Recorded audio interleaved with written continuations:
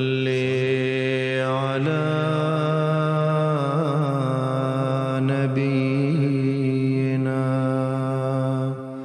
صل على محمد صل على نبينا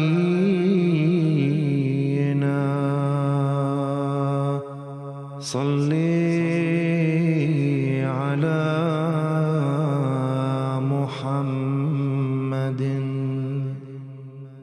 صل على حبيبنا صل على محمد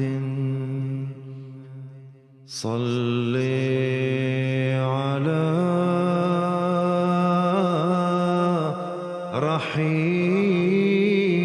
رحيمنا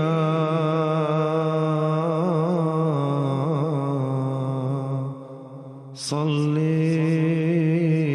على محمد صل على كريمنا صل على محمد صل على نبينا صل على محمد صل على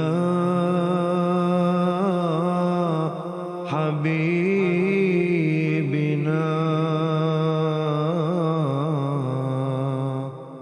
صل على محمد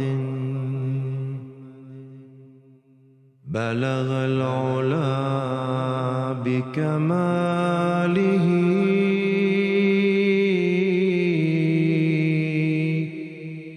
كشف الدجى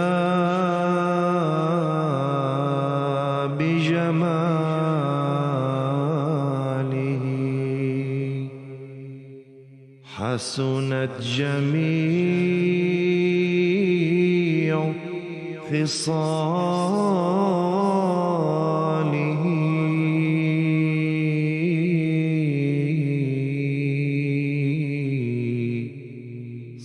صلوا عليه وآله صل على نبينا صل على محمد صل على نبينا صل على محمد صل على حبيبنا صل على محمد صل على إمامنا صل على إمامنا صل على محمد صل على نبينا صل على محمد صل على حبيبنا صل على محمد صل على رحيمنا صل على محمد صل على كريمنا صل على محمد صل على نبينا صل على محمد صل على نبينا صل على محمد صل على حبيبنا صل على حبيبنا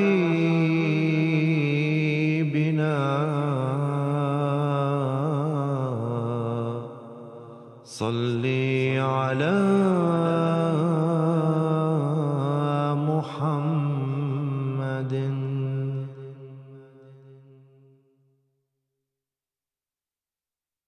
صل على نبينا صل على محمد صل على نبينا صل على محمد صل على حبيبنا صل على محمد صل على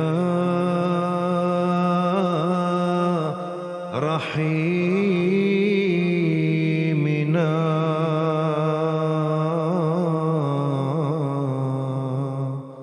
صل على محمد صل على كريمنا صل على محمد صل على نبينا صل على محمد.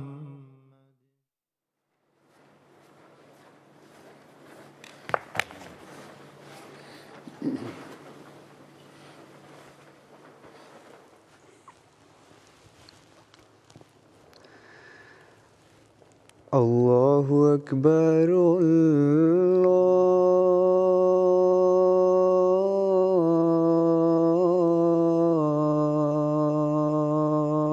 الله أكبر الله أكبر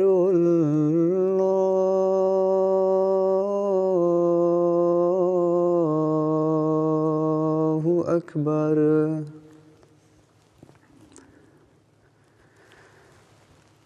أشهد أن لا إله إلا الله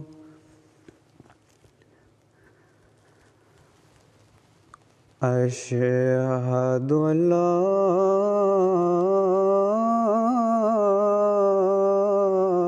إله إلا الله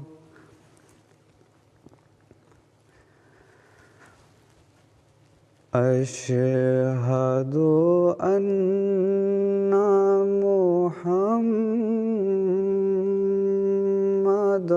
رسول الله.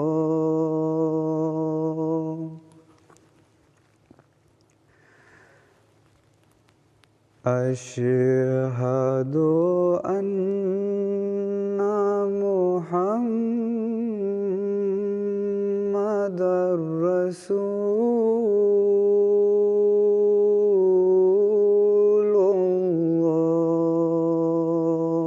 الله.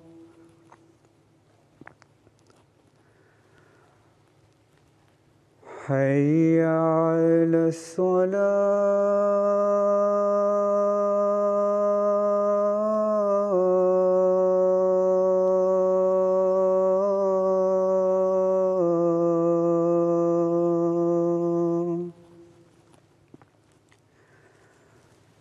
حي على الصلاة.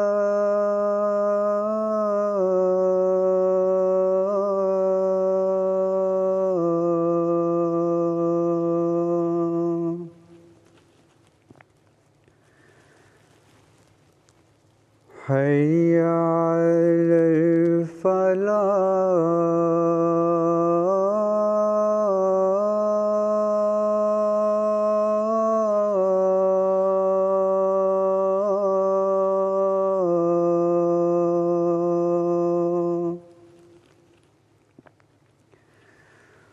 حي على الفلاح.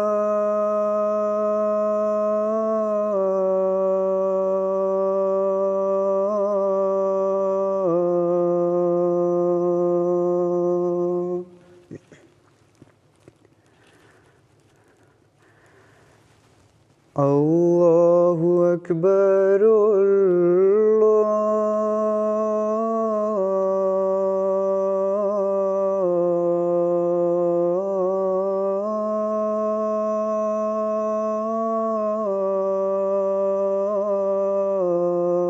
الله أكبر. لا إله إلا الله.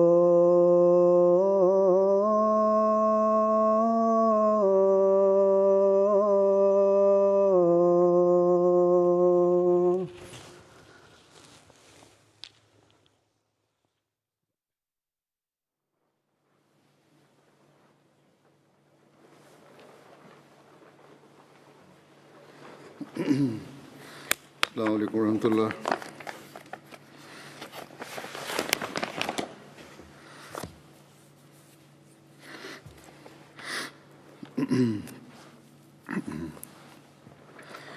أشهد أن لا إله إلا الله وحده لا شريك له وأشهد أن محمدًا عبده ورسوله. أما بعد فأعوذ بالله من الشيطان الرجيم. بسم الله الرحمن الرحيم. الحمد لله رب العالمين. الرحمن الرحيم. مالك يوم الدين. إياك نعبد وإياك نستعين. اهدنا الصراط المستقيم. صراط الذين أنعمت عليهم غير المغضوب عليهم ولا الضالين.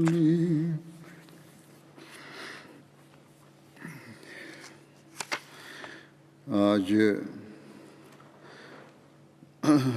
حضرت علی بن ابو طالب کے ذکر سے شروع کروں گا، خلفائے راشدین کے بارے میں۔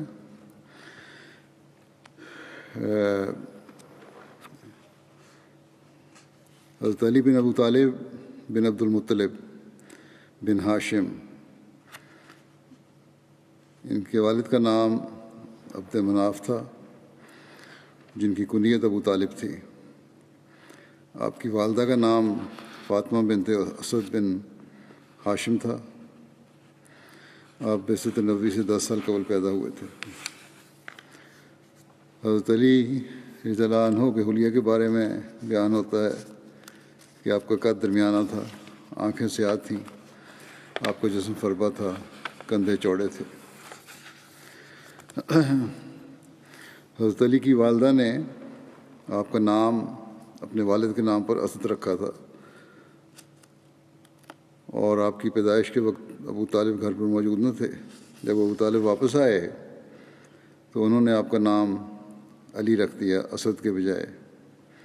حضرت علی کے 3 بھائی اور 2 بہنیں تھیں۔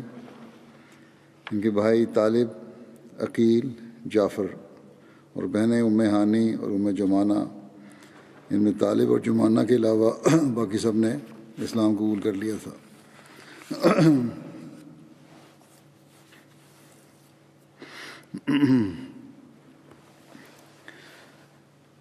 حضرت علی کی کنیت ابو الحسن، ابو السبتین اور ابو تراب تھی۔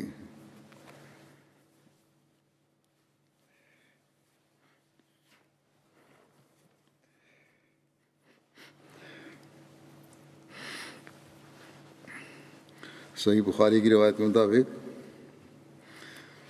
حضرت سہیل بن سعد بیان کرتے ہیں کہ رسول اللہ صلی اللہ علیہ وسلم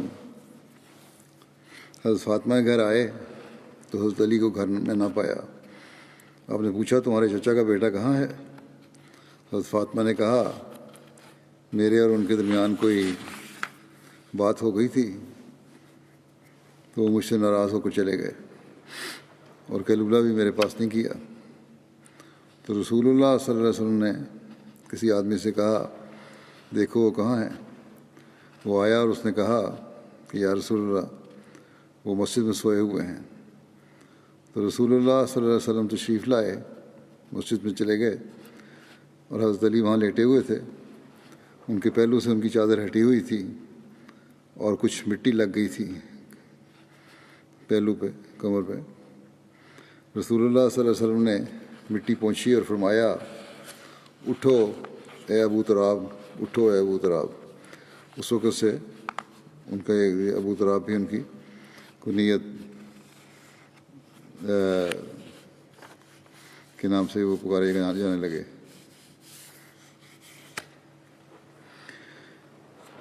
حضرت صلی اللہ علیہ وسلم کی کفالت میں کس طرح آئے، اس بارے میں بیان ہوتا ہے کہ مجاہد بن جبر ابو الحجاج بیان کرتے ہیں کہ قریش کو ایک بڑی مصیبت پیش آنا اللہ تعالیٰ کی طرف سے حضرت علی پر انعام اور خیر و برکت کا باعث بنا۔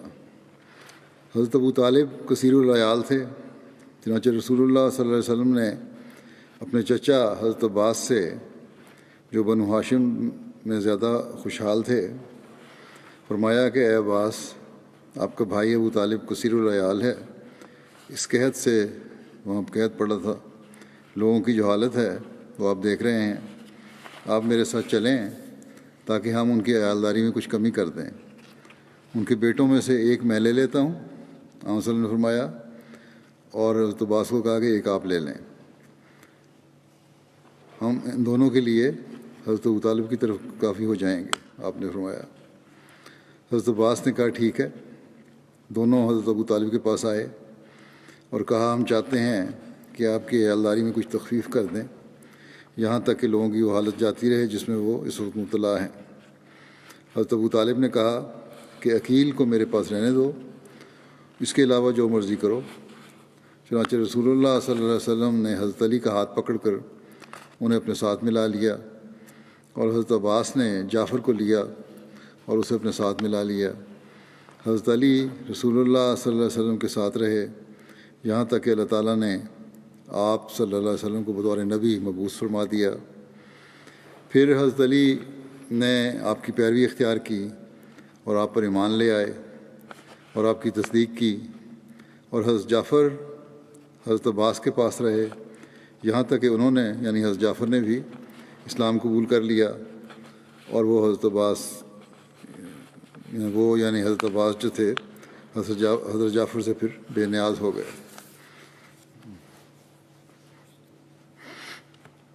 اسی بات کا تذکرہ کرتے ہوئے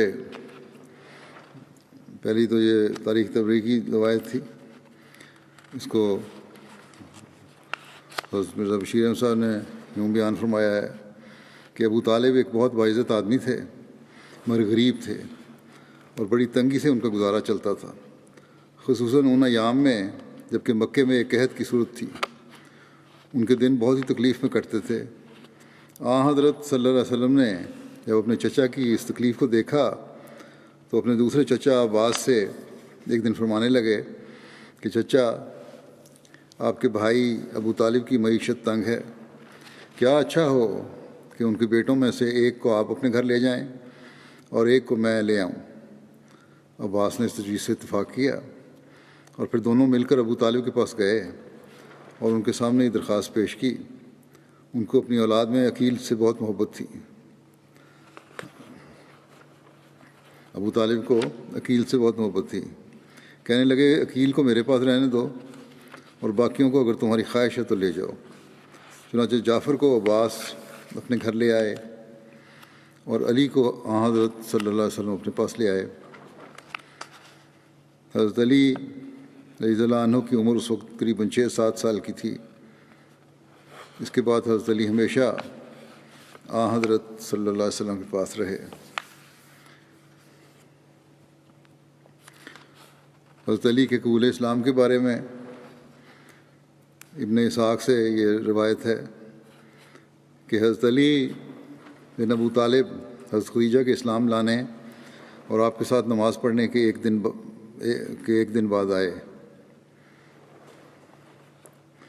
راوی کہتے ہیں کہ انہوں نے حضرت صلی اللہ علیہ وسلم اور حضرت خدیجہ کو نماز پڑھتے ہوئے دیکھا تو حضرت علی نے کہا، اے محمد صلی اللہ علیہ وسلم، یہ کیا ہے؟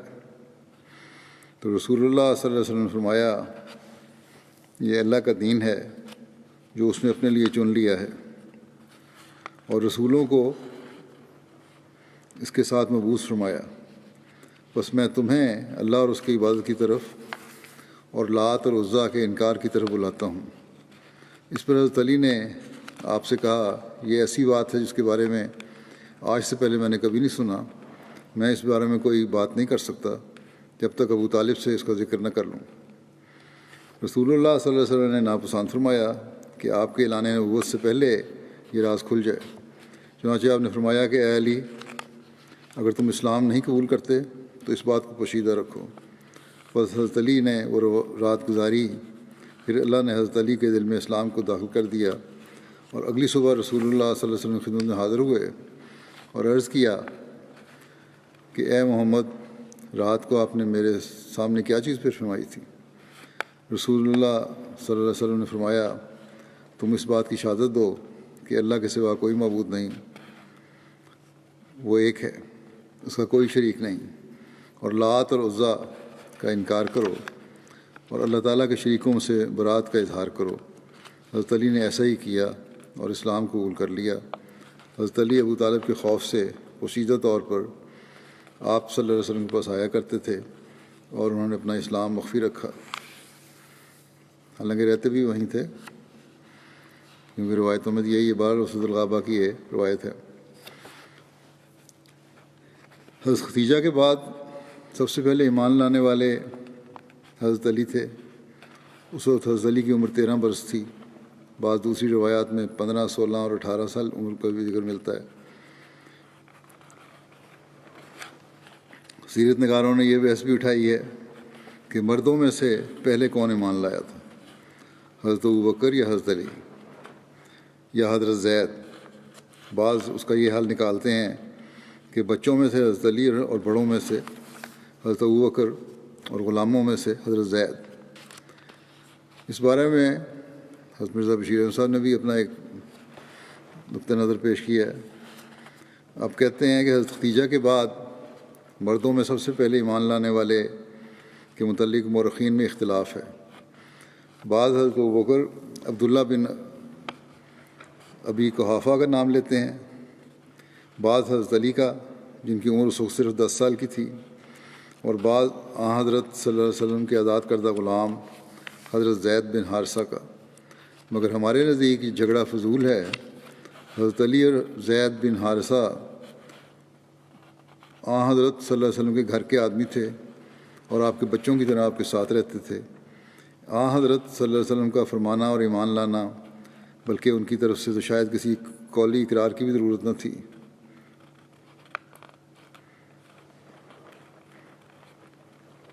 بس ان کے نام بیچ میں لانے کی ضرورت نہیں،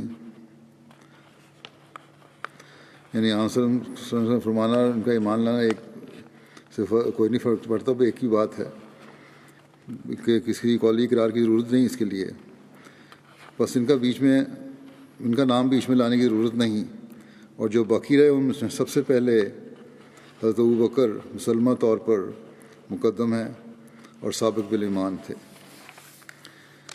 حضرت مسلم موعود رضی اللہ عنہ فرماتے ہیں کہ حضرت موسیٰ علیہ السلام کو اللہ تعالیٰ سے مانگنے پر ایک مددگار ملا تھا، مگر محمد رسول اللہ صلی اللہ علیہ وسلم کی شان دیکھو کہ آپ کو بن مانگے مددگار مل گیا۔ یہاں حضرت مسلم موعود حضرت ختیجہ کا ذکر فرمانا چاہ رہے ہیں اور آپ کو بتا رہے ہیں کہ حضرت ختیجہ آپ کی مددگار تھیں۔ کہتے ہیں دیکھو اللہ تعالیٰ کی شان دیکھو کہ آپ کو بن مانگے مددگار مل گیا، یعنی آپ کی وہ بیوی جس کے ساتھ آپ کو بےحد محبت تھی سب سے پہلے آپ پر ایمان لے آئی۔ چونکہ ہر شخص کا مذہب اور عقیدہ آزاد ہوتا ہے اور کوئی کسی کو جبراً منوا نہیں سکتا، اس لیے ممکن تھا کہ جب آپ صلی اللہ علیہ وسلم نے حضرت ختیجہ سے خدا تعالیٰ کی پہلی وحی کا ذکر کیا تو آپ کو ساتھ نہ دیتیں اور کہہ دیتیں کہ میں بھی سوچ سمجھ کر کوئی قدم اٹھاؤں گی، لیکن نہیں، حضرت ختیجہ نے بلا تعامل، بلا توقف اور بلا پس و پیش آپ کے دعویٰ کی تائید کی، اور رسول کریم صلی اللہ علیہ وسلم کا یہ فکر کہ ممکن ہے ختیجہ مجھ پر ایمان نہ لائے جاتا رہا، اور سب سے پہلے ایمان لانے والی حضرت ختیجہ ہی ہوئیں۔ اس وقت خدا تعالیٰ عرش پر بیٹھا کہہ رہا تھا الیس اللہ بکاف عبدہ، کہ اے محمد صلی اللہ علیہ وسلم تجھے ختیجہ کے ساتھ پیار تھا اور محبت تھی، اور تیرے دل میں یہ خیال تھا کہ کہیں ختیجہ تجھے چھوڑ نہ دے، اور تو اس فکر میں تھا کہ ختیجہ مجھ پر ایمان لاتی ہے یا نہیں، مگر کیا ہم نے تیری ضرورت کو پورا کیا یا نہ کیا؟ اس کے بعد مسلم فرماتے ہیں کہ اس کے بعد جب آپ کے گھر میں میں خدا تعالیٰ کی وحی کے متعلق باتیں ہوئیں تو زید بن حارث غلام جو آپ کے گھر میں رہتا تھا آگے بڑھا اور اس نے کہا یا رسول اللہ میں آپ پر ایمان لاتا ہوں۔ اس کے بعد حضرت علی جن کی عمر اس وقت 11 سال کی تھی اور وہ ابھی بالکل بچہ ہی تھے، اور وہ دروازے کے ساتھ کھڑے ہو کر اس گفتگو کو سن رہے تھے جو رسول کریم صلی اللہ علیہ وسلم اور حضرت ختیجہ کے درمیان ہو رہی تھی۔ جب انہوں نے یہ سنا کہ خدا کا پیغام آیا ہے تو وہ علی جو ایک ہونہار اور ہوشیار بچہ تھا، وہ علی جس کے اندر نیکی تھی، وہ علی جس کے نیکی کے جذبات جوش مارتے رہتے تھے مگر نشو و نما نہ پا سکے تھے، وہ علی جس کے احساسات بہت بلند تھے مگر ابھی تک سینے کے اندر دبے ہوئے تھے، اور وہ علی جس کے اندر اللہ تعالیٰ نے قبولیت کا مادہ ودیت کیا تھا مگر ابھی تک اسے کوئی موقع نہ مل سکا تھا، اس نے جب دیکھا کہ اب میرے جذبات کے ابھرنے کا وقت آ گیا ہے، اس نے جب دیکھا کہ اب میرے احساسات کے نشو و نما کا موقع آ گیا ہے، اس نے جب دیکھا کہ اب خدا مجھے اپنی طرف بلا رہا ہے، تو وہ بچہ سا علی اپنے درد سے معمور سینے کے ساتھ لجاتا اور شرماتا ہوا آگے بڑھا اور اس نے عرض کیا کہ یا رسول اللہ، جس بات پر میری چچی ایمان لائی ہے اور جس بات پر زید ایمان لایا ہے اس پر میں بھی ایمان لاتا ہوں۔ تاریخ طبری میں لکھا ہے کہ جب نماز کا وقت ہوتا تو رسول کریم صلی اللہ علیہ وسلم مکہ کی گھاٹیوں کی طرف چلے جاتے اور حضرت علی بھی آپ کے چچا ابو طالب اور دیگر چچاؤں اور تمام قوم سے چھپ کر آپ کے ساتھ ہو لیتے اور دونوں وہاں نماز ادا کرتے، شام کو واپس تشریف لے آتے۔ یہ سلسلہ یوں ہی چلتا رہا۔ پھر ایک دن ابو طالب نے ان دونوں کو نماز پڑھتے ہوئے دیکھ لیا اور رسول اللہ صلی اللہ علیہ وسلم سے پوچھا کہ اے میرے بھتیجے، یہ کون سا دین ہے جس کی پیروی کرتے ہوئے میں آپ کو دیکھ رہا ہوں؟ آپ صلی اللہ علیہ وسلم نے فرمایا، اے میرے چچا، یہ اللہ کا دین ہے اور اس کے فرشتوں کا دین ہے اور اس کے رسولوں کا دین ہے اور ہمارے باپ حضرت ابراہیم کا دین ہے، یا اس سے ملتا جلتا کچھ فرمایا۔ نیز فرمایا کہ اللہ تعالیٰ نے اس کے ساتھ مجھے لوگوں کی طرف مبعوث فرمایا ہے، اور اے چچا، تو اس بات کا سب سے زیادہ حقدار ہے کہ میں تجھے اس کی نصیحت کروں اور تجھے اس ہدایت کی طرف بلاؤں، اور تو اس بات کا زیادہ سزاوار ہے کہ مجھے قبول کرے اور میری مدد کرے، یا اس طرح کی بات فرمائی۔ اس پر ابو طالب نے کہا، اے میرے بھتیجے، میں اپنے اور اپنے آباء و اجداد کے دین اور جس پر وہ تھے اس کو چھوڑنے کی طاقت نہیں رکھتا، لیکن اللہ کی قسم، میں جب تک زندہ ہوں تمہیں کوئی ایسی چیز نہیں پہنچے گی جسے تو ناپسند کرتا ہو۔ حضرت مرزا بشیر احمد صاحب نے اس واقعے کو اس طرح بیان فرمایا ہے کہ ایک دفعہ حضرت صلی اللہ علیہ وسلم اور حضرت علی مکے کی کسی گھاٹی میں نماز پڑھ رہے تھے کہ اچانک اس طرف سے ابو طالب کا گزر ہوا۔ ابو طالب کو ابھی تک اسلام کی کوئی خبر نہ تھی، اس لیے وہ کھڑا ہو کر نہایت حیرت سے یہ نظارہ دیکھتا رہا۔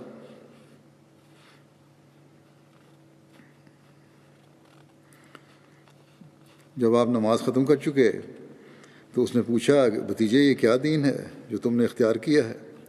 حضرت صلی اللہ علیہ وسلم نے فرمایا، چچا، یہ دین الہی اور دین ابراہیم ہے، اور آپ نے ابو طالب کو مختصر طور پر اسلام کی دعوت دی، لیکن ابو طالب نے یہ کہہ کر ٹال دیا کہ میں اپنے باپ دادا کا مذہب نہیں چھوڑ سکتا، مگر ساتھ ہی اپنے بیٹے حضرت علی کی طرف مخاطب ہو کر بولا، ہاں بیٹا، تم بے شک محمد صلی اللہ علیہ وسلم کا ساتھ دو، کیونکہ مجھے یقین ہے کہ وہ تم کو سوائے نیکی کے اور کسی طرف نہیں بلائے گا۔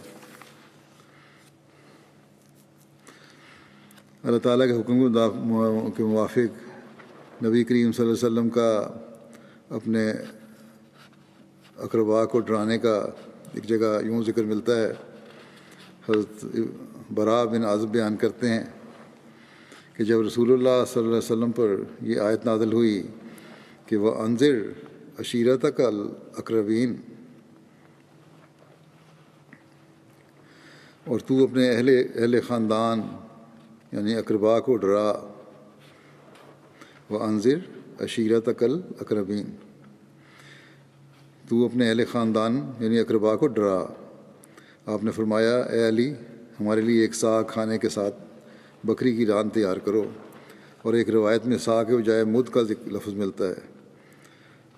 ایک سا 4 مد کا تھا، یعنی کچھ کم 2.5 سیر وزن میں، یا 2.5 کلو کہہ سکتے ہیں۔ اور یہاں یہ بھی لکھا ہے کہ اہل کوفہ اور عراق کے سا 8 مد کا ہوتا تھا، یعنی 4 سیر کا یا 4.5 سیر کا، لیکن بہرحال بہت تھوڑی مقدار ہے، جتنا بھی ہو، 2.5 سیر ہو یا 4 سیر ہو۔ خاندان کے افراد کو بلانا تھا، دعوت کرنی تھی، اس کے لیے کھانا تیار کرنا تھا، اور ہمارے لیے ایک بڑا پیالہ دودھ کا تیار کرو، پھر بنو عبد المطلب کو جمع کرو۔ حضرت علی کہتے ہیں، میں نے ایسے ہی کیا، وہ سب جمع ہوئے۔ وہ 40 افراد تھے، ایک زیادہ یا ایک کم تھا۔ ان میں آپ کے چچا ابو طالب اور حمزہ اور عباس اور ابو لہب بھی تھے۔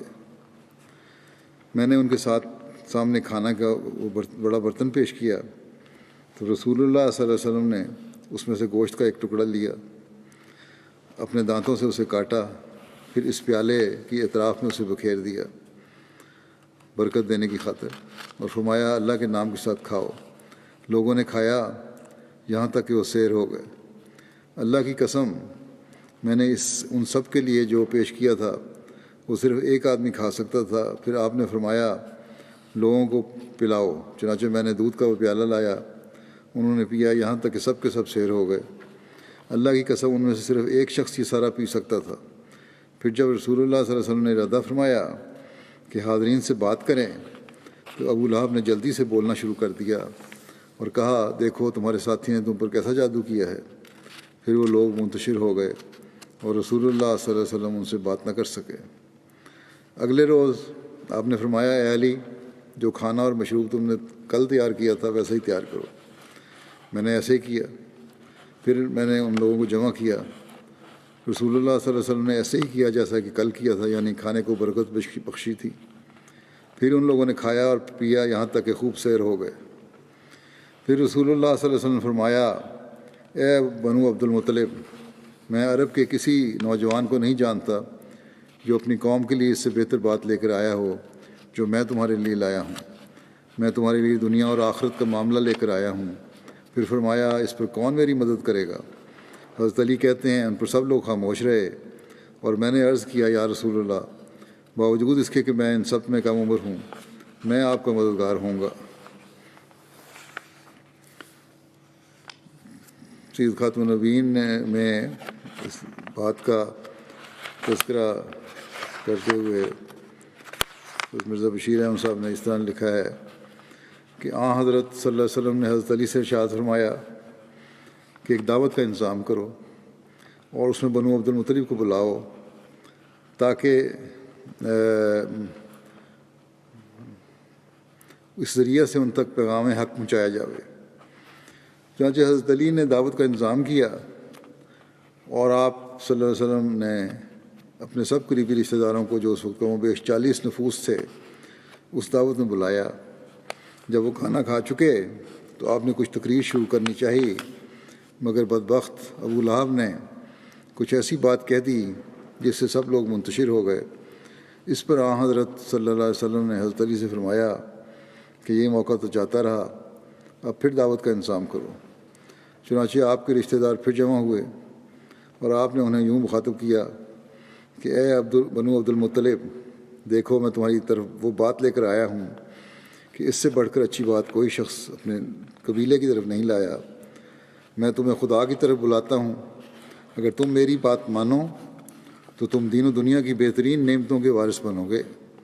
اب بتاؤ اس کام میں میرا کون مددگار ہوگا؟ سب خاموش تھے۔ ہر طرف مجلس میں ایک سناٹا تھا کہ یکلخت ایک طرف سے ایک 13 سال کا دبلا پتلا بچہ جس کی آنکھوں سے پانی بہہ رہا تھا اٹھا اور یوں گویا ہوا، گو میں سب میں کمزور ہوں اور سب میں چھوٹا ہوں، مگر میں آپ کا ساتھ دوں گا۔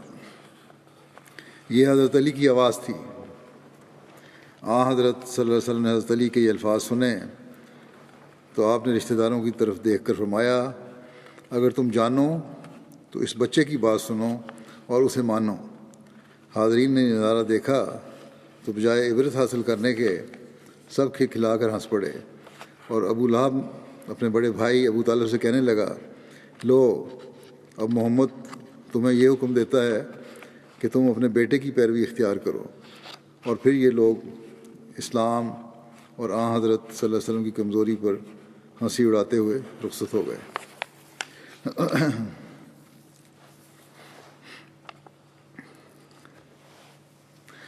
حضرت مسلم موعود اس واقعے کا تذکرہ یوں فرماتے ہیں کہ حضرت علی کا واقعہ ہے، وہ بھی 11 سال کے تھے۔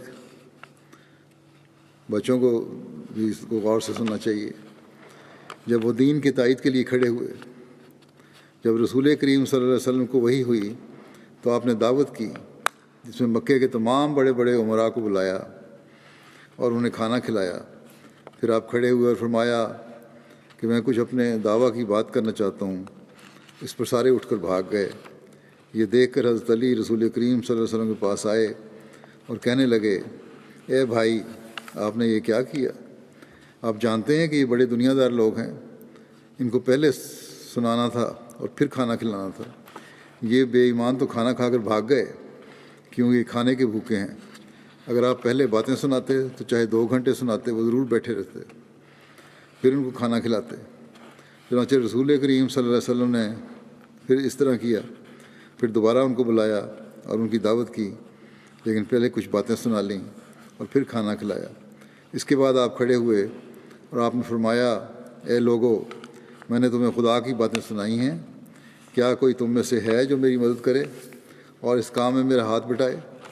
مکے کے سارے بڑے بڑے آدمی بیٹھے رہے، صرف حضرت علی رضی اللہ تعالیٰ عنہ کھڑے ہوئے اور کہنے لگے، اے میرے چچا کے بیٹے، میں ہوں، آپ کی مدد کروں گا۔ آپ نے سمجھا کہ یہ تو بچہ ہے، چنانچہ پھر آپ کھڑے ہوئے اور فرمایا، اے لوگو، کیا تم میں سے کوئی ہے جو میری مدد کرے؟ پھر سارے بوڑھے بوڑھے بیٹھے رہے اور وہ 11 سال کا بچہ کھڑا ہو گیا اور اس نے کہا کہ میرے چچا کے بیٹے، میں جو ہوں، میں تیری مدد کروں گا۔ پھر رسول کریم صلی اللہ علیہ وسلم نے سمجھا کہ خدا کے نزدیک جوان یہی 11 سالہ بچہ ہے، باقی بوڑھے سب بچے ہیں، ان میں کوئی طاقت نہیں ہے، یہی بچہ ہے جو عقل مند ہے۔ چنانچہ آپ نے ان کو اپنے ساتھ ملا لیا اور پھر وہی علی آخر تک آپ کے ساتھ رہے اور پھر آپ کے بعد خلیفہ بھی ہوئے اور انہوں نے دین کی بنیاد ڈالی۔ اسی طرح آپ کی نسل کو بھی اللہ تعالیٰ نے نیک بنایا اور 12 نسلوں تک برابر ان میں 12 امام پیدا ہوئے۔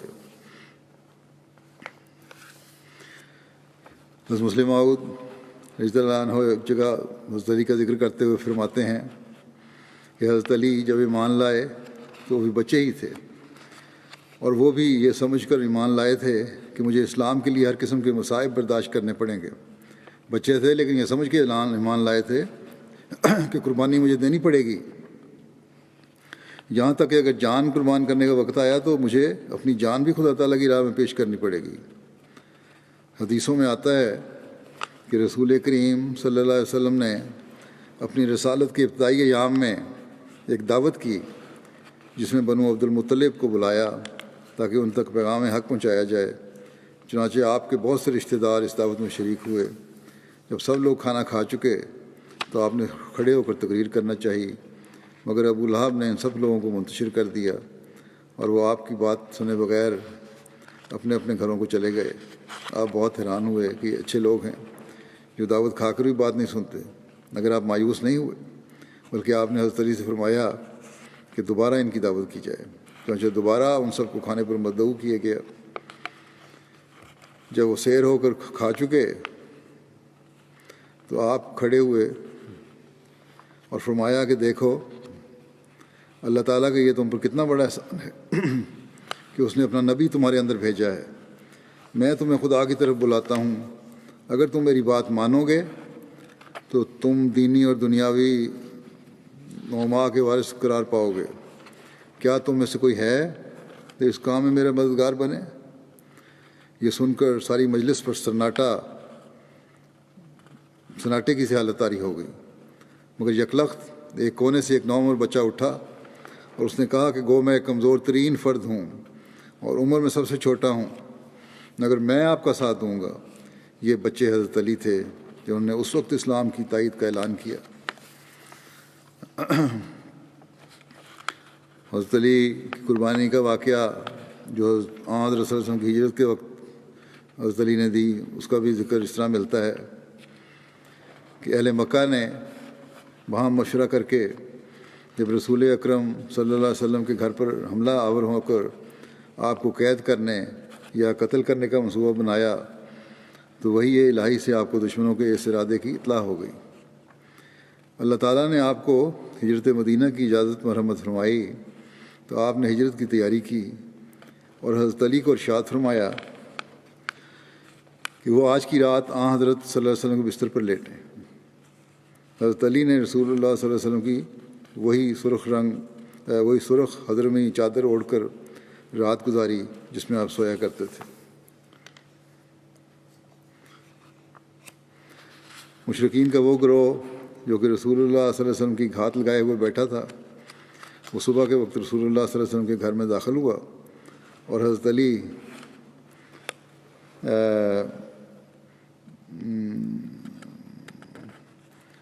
علی بستر سے اٹھے۔ جب وہ حضرت علی کے قریب ہوئے تو ان لوگوں نے آپ کو پہچان لیا اور پوچھا تمہارا ساتھی کہاں ہے؟ حضرت صلی اللہ علیہ وسلم کے بارے میں پوچھا۔ حضرت علی نے کہا کہ میں نہیں جانتا، کیا میں رسول اللہ صلی اللہ علیہ وسلم پر نگران تھا؟ تم نے انہیں مکے سے نکل جانے کا کہا اور وہ چلے گئے۔ مشرکوں نے آپ کو ڈانٹ ڈپٹ کی اور زد و کوب کیا، پکڑ کر خانہ کعبہ میں لے گئے اور کچھ دیر محبوس رکھا، پھر آپ کو چھوڑ دیا۔ یہ ایک اور سیرت میں کتاب میں لکھا ہے کہ رسول اللہ صلی اللہ علیہ وسلم کے ارشاد کے مطابق حضرت علی 3 دن کے بعد اہل مکہ کی امانتیں لوٹا کر ہجرت کر کے نبی کریم کے پاس پہنچے اور آپ کے ساتھ قبا میں کلثوم بن ہدم کے ہاں قیام پذیر تھے۔ سیرت خاتم النبیین میں اس واقعہ کے ہجرت کے دوران کا جو واقعہ ہوا اس کو یوں ذکر آیا ہے کہ رات کا تاریک وقت تھا اور وہ ظالم قریش جو مختلف قبائل سے تعلق رکھتے تھے اپنے خونی ارادے کے ساتھ آپ صلی اللہ علیہ وسلم کے مکان کے گرد جمع ہو کر آپ کے مکان کا محاصرہ کر چکے تھے اور انتظار تھا کہ صبح ہو یا آپ صلی اللہ علیہ وسلم اپنے گھر سے نکلیں تو آپ پر ایک دم حملہ کر کے قتل کر دیا جاوے۔ حضرت صلی اللہ علیہ وسلم کے پاس بعض کفار کی امانتیں پڑی تھیں کیونکہ باوجود شدید مخالفت کے اکثر لوگ اپنی امانتیں آپ کے صدق و امانت کی وجہ سے آپ کے پاس رکھوایا کرتے تھے، لہذا آپ صلی اللہ علیہ وسلم نے حضرت علی کو ان امانتوں کا حساب کتاب سمجھا دیا اور تاکید کی کہ بغیر امانتیں واپس کیے مکے سے نہ نکلنا۔ اس کے بعد آپ صلی اللہ علیہ وسلم نے ان سے فرمایا کہ تم میرے بستر پر لیٹ جاؤ اور تسلی دی کہ انہیں خدا کے فضل سے کوئی گزر نہیں پہنچے گا۔ وہ لیٹ گئے اور آپ نے اپنی چادر جو سرخ رنگ کی تھی ان کے اوپر اڑا دی۔ اس کے بعد آپ اللہ کا نام لے کر اپنے گھر سے نکلے۔ اس وقت محاصرین آپ کے دروازے کے سامنے موجود تھے، مگر چونکہ انہیں یہ خیال نہیں تھا کہ حضرت صلی اللہ علیہ وسلم اس قدر اول شب میں ہی گھر سے نکل آئیں گے، وہ اس وقت اس قدر غفلت میں تھے کہ آپ ان کے سروں پر خاک ڈالتے ہوئے آپ صلی اللہ علیہ وسلم ان مخالفین کے سروں پر خاک ڈالتے ہوئے ان کے درمیان سے نکل گئے اور ان کو خبر تک نہ ہوئی۔ اب حضرت صلی اللہ علیہ وسلم خاموشی کے ساتھ مگر جلد مکے کی گلیوں میں سے گزر رہے تھے اور تھوڑی ہی دیر میں آبادی سے باہر نکل گئے اور غار ثور کی راہ لی۔ حضرت ابوبکر کے ساتھ پہلے ہی تمام بات طے ہو چکی تھی، وہ بھی راستے میں مل گئے۔ غار ثور جو اسی وقت واقعے کی وجہ سے اسلام میں ایک مقدس یادگار سمجھی جاتی ہے، مکے سے جانب جنوب یعنی مدینے سے مختلف جانب 3 میل کے فاصلے پر ایک بنجر اور ویران پہاڑی کے اوپر خاصی بلندی پر واقع ہے اور اس کا راستہ بھی بہت دشوار گزار ہے، مدینے کی طرف نہیں ہے بلکہ مخالف سمت میں ہے۔ وہاں پہنچ کر پہلے حضرت ابوبکر نے اندر سے گھس کر جگہ صاف کی اور پھر آپ بھی اندر تشریف لے گئے۔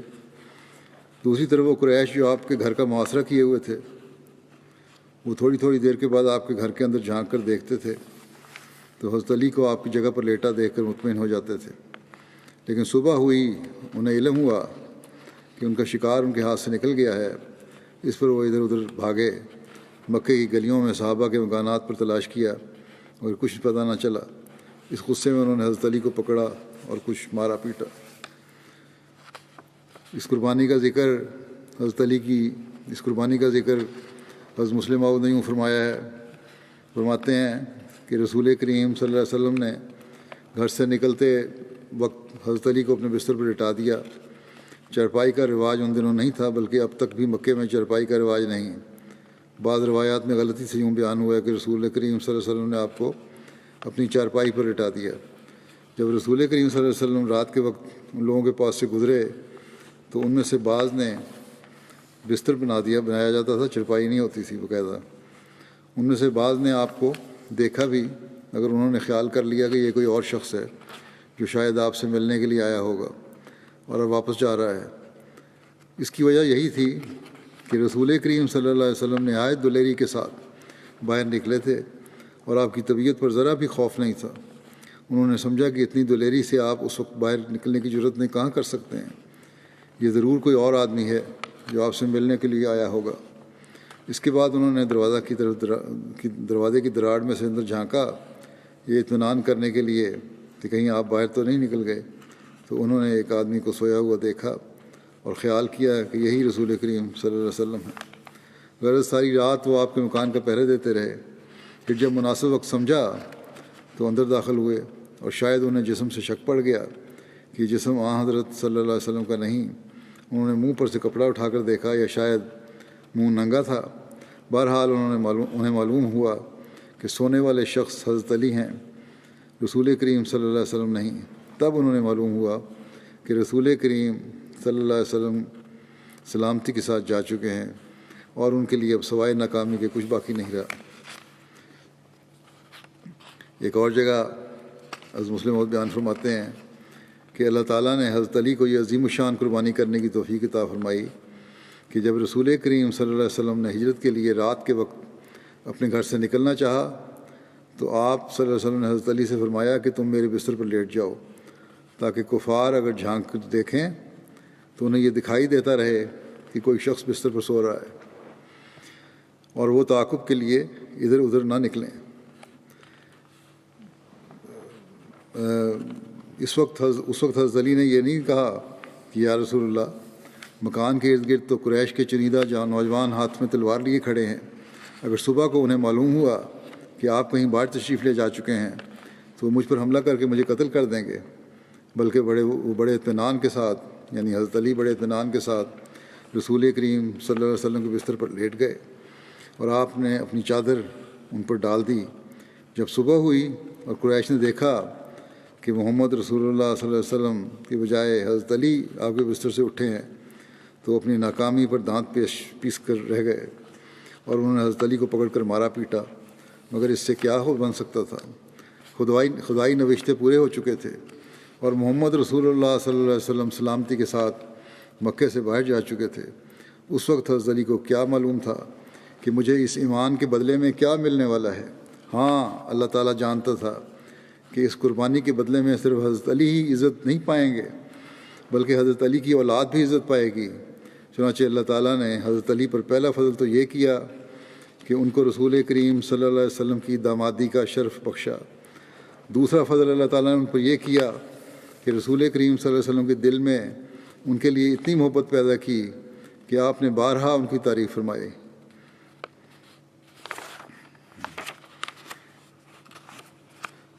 بہرحال یہ ایک ہی واقعہ کے مختلف ذریعوں سے جو حوالے میں نے پیش کیے ہیں، اصل واقعہ کے لحاظ سے تو ایک ہی چیز ہوتی ہے، لیکن مختلف رنگوں میں جو میں بیان کرتا ہوں اس لیے کہ اس کی تفصیل اور تشریح جو ہے اس میں بعض نئی باتیں پتہ لگ جاتی ہیں یا نئے انداز میں پیش کی جاتی ہیں جس سے کئی پہلو سامنے آ جاتے ہیں، یا اس شخص کی، صحابی کی، اور یہاں حضرت علی کے معاملے میں حضرت علی کی بھی شخصیت کا جو مختلف پہلو بھی سامنے آ گئے۔ یہاں حضرت صلی اللہ علیہ وسلم کا جو تعلق تھا حضرت صحابی سے اس کا بھی پتہ لگ جاتا ہے۔ تو اس طرح بعض لگتا یہی ہے کہ ایک ہی حوالہ مختلف جگہ پیش کیا جا رہا ہے، لیکن اس کا انداز مختلف ہوتا ہے ہر حوالے کا، اس لیے پیش کرتا ہوں۔ اور یہاں حضرت علی کے حوالے سے بھی یہی باتیں ہمیں پتہ چلی ہیں۔ بہرحال حضرت علی کا ذکر چل رہا ہے، باقی انشاءاللہ تعالیٰ آئندہ پیش کروں گا۔ اس وقت میں چند مرحومین کا ذکر کروں گا جن کا جنازہ پڑھاؤں گا، جن میں سے سب سے پہلے ڈاکٹر طاہر محمود صاحب شہید ہیں، ابن طارق محمود صاحب، مرد بلوچاں ضلع ننکانہ کے۔ ان کو مخالفین احمدیت نے 20 نومبر 2020 کو نماز جمعہ کی ادائیگی کے بعد گزشتہ جمعہ فائرنگ کر کے شہید کیا تھا۔ انا للہ و انا الیہ راجعون۔ تفصیلات کے مطابق شہید مرحوم اپنے والد طارق محمود صاحب اور دیگر فیملی ممبران کے ہمراہ 20 نومبر کو نماز جمعہ کی ادائیگی کے لیے اپنے تایا مکرم محمد حفیظ صاحب کے گھر جمع ہوئے۔ نماز جمعہ کی ادائیگی کے بعد تقریباً 2:30 بجے اپنے گھر جانے کے لیے باہر نکلے تو گلی میں موجود مہد نامی ایک 16 سالہ نوجوان جو پسٹل سے مسلح تھا اس نے فائرنگ کی، اور فائرنگ کے نتیجے میں ڈاکٹر طاہر محمود صاحب موقع پر شہید ہو گئے۔ انا للہ و انا الیہ راجعون۔ شہید مرحوم کی عمر 31 سال تھی۔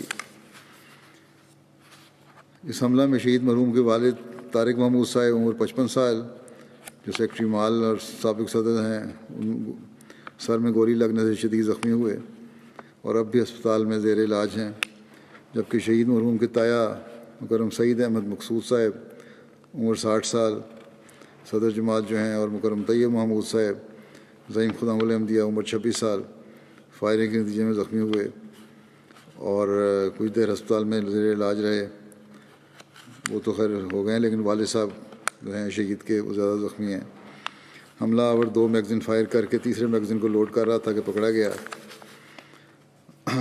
لیکن بہرحال دشمنی کا ایک نیا رنگ اب وہاں اس لحاظ سے شروع کیا ہے ان لوگوں نے کہ چھوٹی عمر کے لڑکوں کو انگیخت کرتے ہیں اور ان سے حملے کرواتے ہیں تاکہ بعد میں عدالتوں میں کہہ سکیں کہ یہ تو بالغ نہیں ہے اور اس کو سزا میں کمی ہو جائے اور یا ویسے سزا معاف ہو جائے.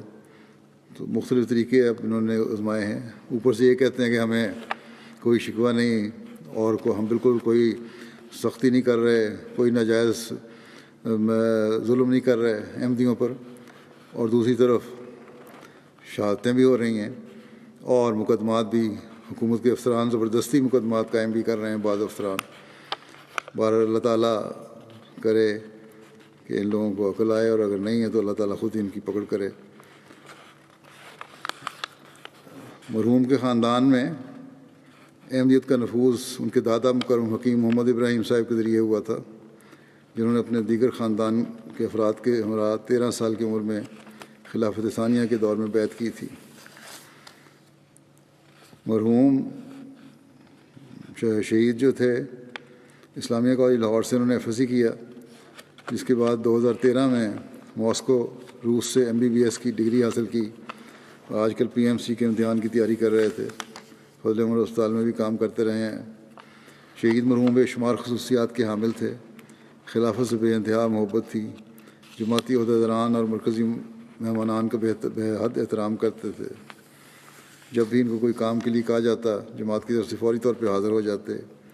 بے حیثیت قائد خدام الاحمدیہ خدمت کی توفیق پائی. متعدد مرتبہ مریضوں کو خود اپنی گاڑی میں ہسپتالوں میں پہنچایا. ہمیشہ خدمت میں پیش رہتے تھے, اور غیر از جماعت کے ساتھ بھی یہی تعلق تھا ان کا.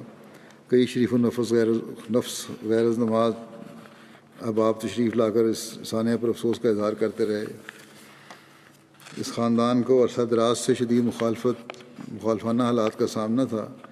1974 میں بھی مخالفین نے شہید مرحوم کے دادا جان کی دکان کو جلا دیا تھا. ان کے والد طارق محمود صاحب کو 2006 میں مخالفین نے ظالمانہ طریقے سے تشدد کا نشانہ بنایا تھا. چند دن پہلے ایک معاند احمدیت نے شہید مرحوم کے والد صاحب پر بازار سے گزرتے ہوئے تھوک پھینک دیا تھا. تھوکا اس قسم کی حرکتیں تو یہ مستقل کر رہے تھے لوگ ان کے ساتھ, لیکن بہرحال یہ وہاں ڈٹے ہوئے تھے. صداقت احمد صاحب مبلغ سینٹ پیٹرزبرگ رشیا لکھتے ہیں کہ تعلیمی زندگی کا ایک بڑا حصہ تزارستان میں رشیا میں گزارا انہوں نے, اور کامیاب ڈاکٹر بن کر پاکستان گئے. کہتے ہیں کہ ڈاکٹر طاہر محمود صاحب نے دوران تعلیم جماعت کے ساتھ نہایت اخلاص کا تعلق قائم رکھا. نماز جمعہ اور چندوں کی ادائیگی میں بھی ہمیشہ باقاعدہ رہے, اور دیگر جماعتی پروگرام میں باوجود اس کے کہ ان کا ہاسٹل مشن ہاؤس سے کافی فاصلے پر تھا باقاعدہ شامل ہوتے اور شوق سے حصہ لیتے. اور کہتے ہیں کہ ان کا شمار اپنے گروپ کے میڈیکل کے گروپ طلباء میں ذہین ترین طلباء میں ہوتا تھا. تدریسی زبان اگرچہ انگریزی تھی, لیکن ذاتی محنت اور شوق سے رشین زبان میں بھی کافی رواں ہو گئے تھے.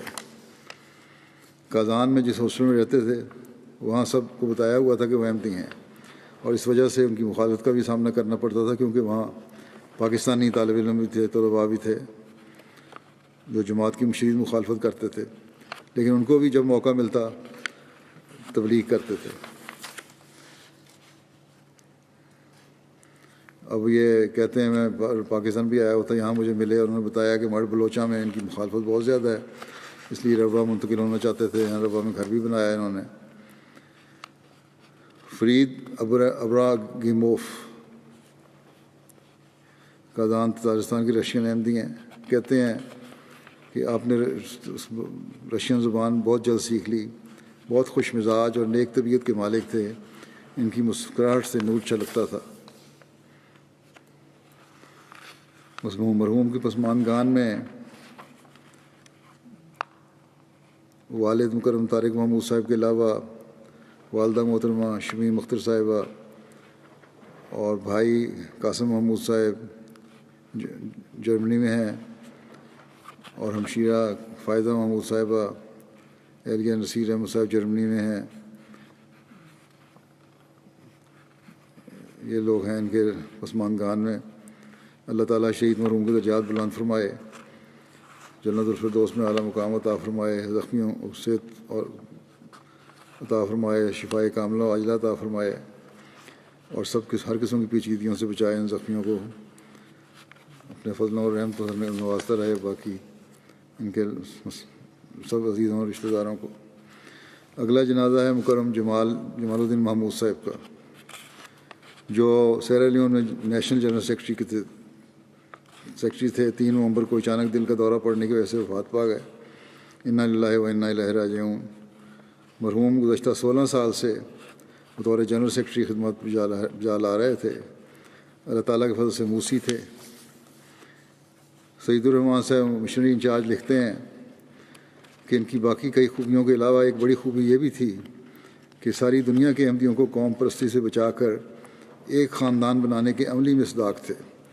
بہت حکمت اور اخلاص سے کام کرتے تھے۔ قریباً 2000 افراد نے آپ کی نماز جنازہ اور تجہیز و تکفین میں شرکت کی۔ اس موقع پر 2 وزرائے حکومت، chief of army staff Sierra Leone, متعدد ممبران پارلیمنٹ، پیراماؤنٹ چیفز سمیت 20 اعلیٰ افسران حکومت موجود تھے۔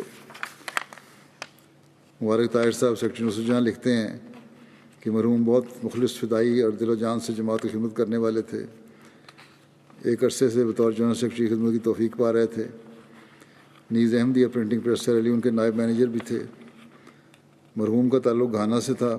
ان کے والد مکرم ابراہیم کوجو محمود صاحب کو حضرت مولانا نذیر احمد مبشر صاحب نے تعلیم کے میدان میں خدمت کے لیے سیرا لیون بھجوایا تھا۔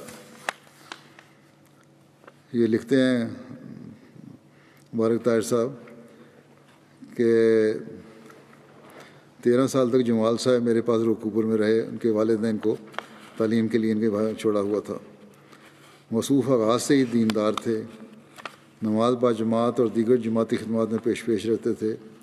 روکوپور کے خدام کے ساتھ مل کر تبلیغ اور اشاعت دین کا کام کرتے رہے۔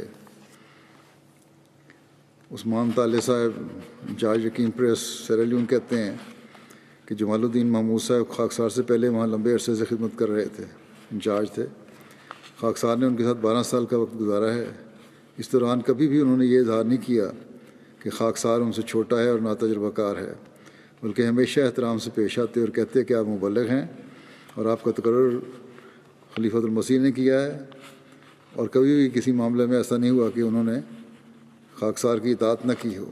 اطاعت اور عاجزی اتنی کوٹ کر بھری ہوئی تھی کہ ان کو کوئی کام کہہ دیا جاتا تو فوراً اس کو شروع کر دیتے اور ہر ممکنہ طریق پر کوشش کر کے اسے مکمل کرتے۔ کہتے ہیں کہ خاکسار نے اس عرصہ میں ان سے بہت کچھ سیکھا ہے۔ روزانہ بلا ناغہ نماز تہجد ادا کرتے تھے۔ نماز با جماعت کی بہت پابندی کرتے تھے۔ نماز بھی ایسی ہوتی کہ اس کی خوبصورتی قابل رشک تھی۔ ہمیشہ نہایت خشوع و خضوع اور تسلی سے نماز ادا کرتے تھے۔ خلافت سے بہت عشق تھا اور ہر خطبہ جمعہ نہایت ادب کے ساتھ بیٹھ کر سنتے تھے۔ پھر یہ لکھتے ہیں کہ سیرا لیون کے کلچر کے مطابق جمال صاحب نے کئی بچوں کو اپنے گھر میں رکھا، اپنے خرچ پر تعلیم دلوائی، اور ان میں سے کئی اس وقت اچھی ملازمت کر رہے ہیں اور نہایت ادب اور پیار سے ان کو یاد کرتے ہیں۔ نوید قمر صاحب مربی لکھتے ہیں کہ جماعتی تحریکات میں بڑھ چڑھ کر حصہ لیتے، اپنے والدین اور خاندان کے دیگر بزرگوں کے نام سے تحریک جدید اور وقف جدید کی مداحت میں اضافی قربانی کرتے۔ جب کبھی اپنے آبائی گاؤں روکوپور آتے تو باوجود مصروفیت کے بروقت مسجد پہنچتے۔ عموماً مغرب اور عشاء کی درمیانی وقت میں لوگوں کو جماعتی تعلیمات کا بتاتے اور خصوصاً خلافت احمدیت کی اہمیت اور برکات اور اس سے وابستگی کا مضمون بڑے آسن انداز میں سمجھاتے تھے۔ پھر لکھتے ہیں کہ تمام لوگوں سے ان کی پیار محبت کا تعلق تھا، ان کا پیار محبت کا تعلق تھا۔ ان کی وفات کی خبر پر کیا احمدی اور کیا غیر احمدی ہر آنکھ اشک بار تھی۔ یہی وجہ تھی کہ جنازے میں لوگوں کی ایک بڑی تعداد شامل ہوئی اور گرد و نواح کے علاوہ طویل سفر کر کے بھی لوگ شامل ہوئے۔ مرحوم کی 2 بیویاں تھیں۔ پہلی بیوی سے علیحدگی ہو گئی لیکن اولاد انہی سے تھی، جس سے 2 بیٹیاں اور 2 بیٹے تھے، اور ایک بیٹے کی تو شادی ہو گئی ہے، بیٹی کی آسٹریلیا میں ہے، باقی گانا میں پڑھ رہی ہے، 2 گانا میں بچے پڑھ رہے ہیں ایک سائڈ روم میں، دوسری بیوی سے ان کی اولاد کوئی نہیں ہے۔ بہر اللہ تعالیٰ مرحوم کے مغفرت و رحم کا سلوک فرمائے، درجات بلند کرے، اور ان کے بچوں کو بھی ان کی نیکیوں کو جاری رکھنے کی توفیق عطا فرمائے۔ اگلا جنازہ ہے امت السلام صاحبہ اہلیہ مکرم چودھری صلاح الدین صاحب مرحوم، سابق ناظم جداد اور مشیر قانونی ربا کا، جو 19 اکتوبر کو وفات پا گئی تھیں۔ انا للہ و انا الیہ راجعون۔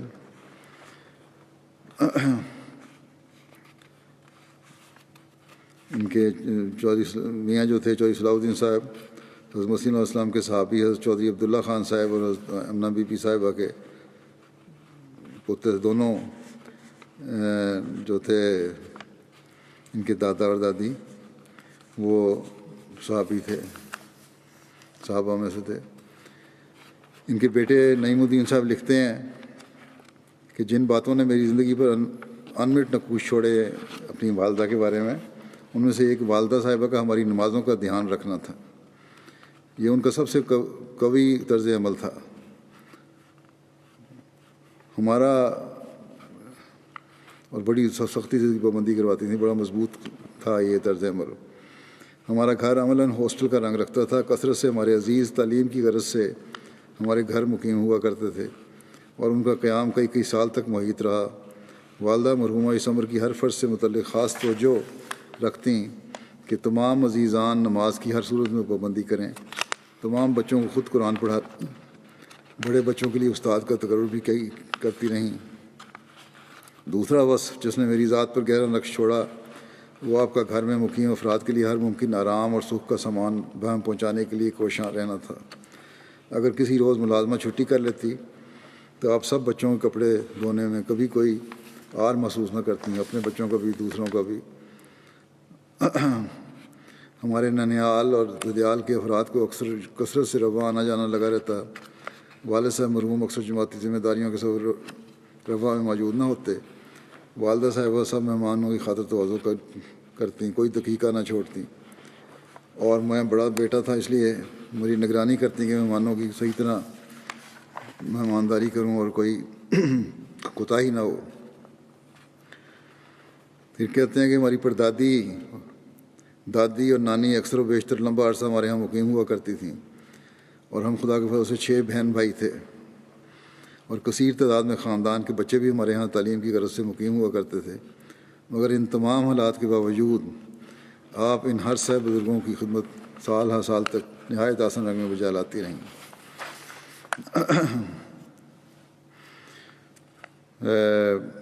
جلسہ سالانہ کے موقع پر بلا مبالغہ 80-90 مہمان ہو جاتے تھے۔ ان کے قیام و طعام کے لیے گھر پر ٹینٹ لگا کرتے تھے، بستروں کے لیے گاؤں سے انتظام ہوا کرتا تھا۔ سب انتظامات والد صاحب اور والدہ صاحبہ دونوں مل کر نہایت محبت اور خوش دلی سے کھلے دل سے کیا کرتے تھے، اور ہر عزیز نے بلا استثناء آپ کی محبت اور نوازی کا اظہار کیا ہے۔ ان کے ایک بھانجا نے لکھا کہ میں ان کے گھر میں تعلیم حاصل کرتا رہا، اور یہ نہیں ہوا کہ صبح کی روٹی کبھی شام کو ہمیں دی ہو یا شام کی صبح کھلائی ہو، بلکہ ناشتے وقت تازہ پراٹھے اور تازہ دہی ہمیشہ دیا کرتی تھیں۔ اتنا خیال رکھا کرتی تھیں غیروں کے بچوں کا بھی، مطلب اپنے رشتہ دار بچے جو تعلیم حاصل کر رہے تھے، حالانکہ اپنی اولاد بھی کافی تھی۔ خلفائے سلسلہ سے محبت اور اطاعت کا مثالی تعلق تھا، اور پھر کہتے ہیں ان محترم معظم ہستیوں سے ہمارے رگ رگ میں بھی ایسی جذبات و احساسات و محبت داخل کیے۔ ان کی بہو ہیں نبیلہ نعیم صاحبہ، کہتی ہیں مرحومہ بڑی خوبیوں کی مالک تھیں، نمازوں کی پابند تھیں، قرآن کریم کی تلاوت کرنے والی، نماز تہجد ادا کرنے والی، بڑی صابرہ شاکرہ وجود تھیں، مشکل وقت میں بھی کبھی کوئی شکوہ نہیں کرتی تھیں، خدا تعالیٰ کی رضا پر ہمیشہ خوش رہنے والی تھیں، غریب پرور تھیں، کسی کو دکھ تکلیف میں نہ دیکھ سکتی تھیں، ہمیشہ ان کی مدد کے لیے تیار رہتی تھیں۔ مرحومہ خلافت کی اطاعت میں اور وفا میں پیش رہتی تھیں۔ اللہ تعالیٰ ان کی اولاد کو اور ان کی نسل کو بھی ان خوبیوں کا حامل بنائے، مرحومہ سے مغفرت و رحم کا سلوک فرمائے، درجات بلند فرمائے۔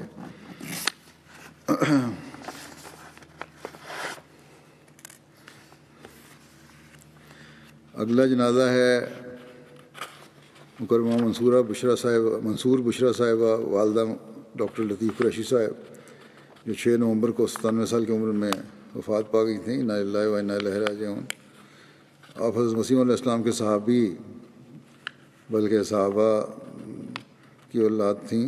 حضرت منشی فیاض علی کپور تھلوی صاحب کی نواسی تھیں اور حضرت شیخ عبدالرشید صاحب کی پوتی تھی، دونوں صحابی تھے۔ بچپن میں حضرت اماں جان رضی اللہ عنہا کے ساتھ قریبی تعلق تھا۔ مرحومہ یادداشت کی کمی کے باوجود آخری وقت تک نماز پڑھنا کبھی نہیں بھولیں۔ خطبہ جمعہ بھی MT پر باقاعدگی سے سنتی تھیں۔ ایک نیک باوفا بزرگ خاتون تھیں۔ مرحومہ اللہ تعالیٰ کے فضل سے موسیہ تھیں۔ ڈاکٹر لطیف قریشی صاحب کو جیسا کہ میں نے کہا ان کی والدہ تھیں، اور گزشتہ دنوں ڈاکٹر قریشی صاحب کا بھی اور ان کی اہلیہ شوکت گور صاحبہ کا بھی انتقال ہوا۔ ان دونوں نے بھی جب تک یہ زندہ رہے ڈاکٹر صاحب بھی اور ان کی اہلیہ بھی بڑی خوب خدمت کی ہے ان کی۔ بہرحال ان کی زندگی میں وہ فوت ہو گئے دونوں۔ ان کی پوتی عصمت مرزا لکھتی ہیں، میری دادی حقیقی مومنہ احمدیت اور خلافت کی شہدائی خاتون تھیں۔ میں نے ان سے زیادہ عبادت گزار اور قرآن سے عقیدت اور محبت رکھنے والا نہیں دیکھا۔ خاموش طبع اور سادہ طبیعت کی مالک تھیں۔ اللہ تعالیٰ مرحومہ کے سے مغفرت اور رحم کا سلوک فرمائے، درجات بلند فرمائے۔ جمعہ کے بعد ان کی نماز جنازہ ادا کروں گا ان سب کی انشاءاللہ۔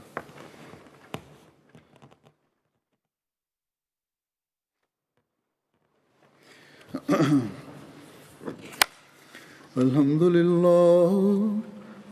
للہ نحمدہ ونستعینہ ونستغفرہ ونؤمن بہ ونتوکل علیہ ونعوذ باللہ من شرور انفسنا ومن سیئات اعمالنا من یہدہ اللہ فلا مضل له ومن يضلله فلا هادي له